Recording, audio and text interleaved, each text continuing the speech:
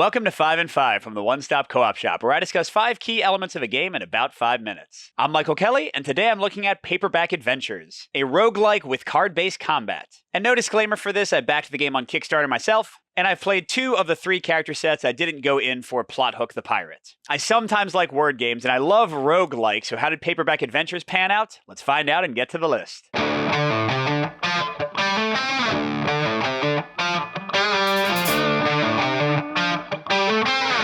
So my number 5 is a mix for my taste, and that's how the game kind of ramps up the tension in the card play. And that's primarily done through the fatigue mechanic. And how that works is every time you play a word, whichever word is the frontmost one whose ability you activate, depending on which way you splay, so in this case like the H or the E, is fatigued out of your deck for the rest of the battle. That means that you are very limited in the number of rounds you can actually fight the boss. On top of that, sometimes the game gives you penalty cards, especially the S card, which you can never get out of your deck again. I find that one super frustrating. And this is a mix for me because I do appreciate on the pro side that it limits the length of fights and really keeps things kind of focused and tense consistently. But on the negative side, I don't think everyone's going to like the tension. It kind of negates like defensive decks a little bit. So not all of it is sunshine and roses, and it can be a little bit frustrating and unfun. My next point, number 4, for my taste, is also a mix, and this is how you deck build and upgrade your personal deck in the game. And how it works generally is you always keep pretty much the same number of cards in your deck. When you gain a new card, you usually have to swap out an old one.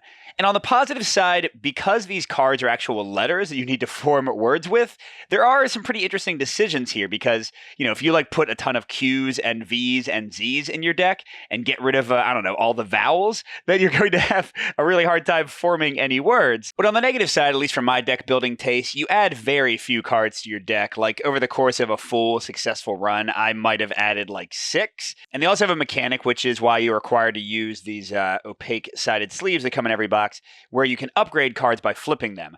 But I find this happens very infrequently in the game, and often the upgrades aren't that impressive. For a lot of cards, they don't have a big enough effect. So I find this a bit of a wasted mechanic, especially since it adds all this extra kerfluffle with the components. But my third point is a full pro for my taste, and those are the really cool card combos you can get, especially with your items and MacGuffins. So each character starts out with 3 cards that are unique to them, giving you different things to use your skull icons for, your crowns for, and also a starting item that utilizes the energy you can earn every turn. But you're going to quickly gain a lot more, and this does have a little bit of a negative in that this is a roguelike, and sometimes the combos just don't come together. Sometimes you'll get things, especially when bosses give you random draws that have nothing to do with your combo, and I've seen a big swing in the balance of the items. Some of them are ridiculous for their cost, and some of them not so much. But it's still mostly a pro for me because when you get items that go together and you kind of have a nice build, it reminds me of great video game roguelikes like Hades and such. When you get everything kind of coming together and you get your little engine of destruction, it is just so much fun, and there is such a huge variety in all these cards, especially as you buy more of the sets and have more of them to choose from, that I think it is a lot of fun and definitely a selling point for the game. And I've got another pro for my taste at number 2, which are the bosses and minions you fight, the lackeys. So especially if you get a lot of the character packs, I bought 2 again. You get a lot of these at different levels. And they have some really cool mechanics that I enjoy. First, they have a very predictable set of actions that the boss will move through. And also the fact that they flip to another side once they've taken enough damage, which will often kind of build off their abilities in a different way. Really make each of these bosses feel like a unique challenge you need to kind of figure out and learn how to address, and which turns you want to block big, which turns you want to attack big. Now, kind of like the last point, there is a caveat that sometimes you'll just get a boss that doesn't work with your build at all, or kind of specifically negates all the stuff you've built up. That's just how roguelikes go. The game plays quickly enough that it's not going to ruin the experience for most people, I think, but it is something to be aware of. The randomness in who you get and how they play can be frustrating.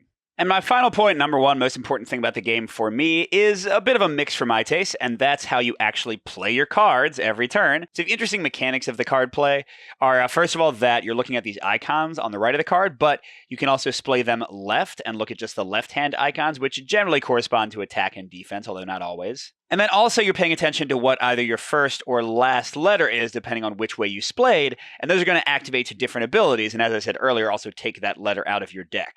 So there's a lot of interesting choices here, but the part for me that's not always so interesting is actually making the words. Now, you do have a wild card and sometimes a boss's vowel that you can throw in as well, so it does make it possible to make some words. But yeah, a lot of times I would just find that I didn't have much based on the luck of the draw, like to build with my word, or I'd be like on Scrabble or Merriam-Webster's dictionary looking up like ridiculous words that I didn't know just because like I had like BHR and I was like, all right, what can I make work for this? But at the same time, I do have to say like the core mechanic of the splaying left, splaying right and activating a ability with it and trying to like get your letters to go together so that it's actually something that will be useful in the current situation. That can be really cool. And when you figure out a great combo, like the exact right word for the situation, you're going to feel super clever. Overall, I think Paperback Adventures might be worth a look if you like the roguelike formula where you're kind of building cool combos together and having great variety each time you play. But on the other hand, you might want to avoid this one if you don't like sometimes frustrating randomness, or you're looking for a full-on word game where you can kind of build letters to your heart's content. I don't think this quite fulfills that goal. And if you want to see the game in action and judge for yourself, Jason has, I think, at least 1 or 2 playthroughs up with more to come. Good gaming, everyone, and I'll see you at the next stop.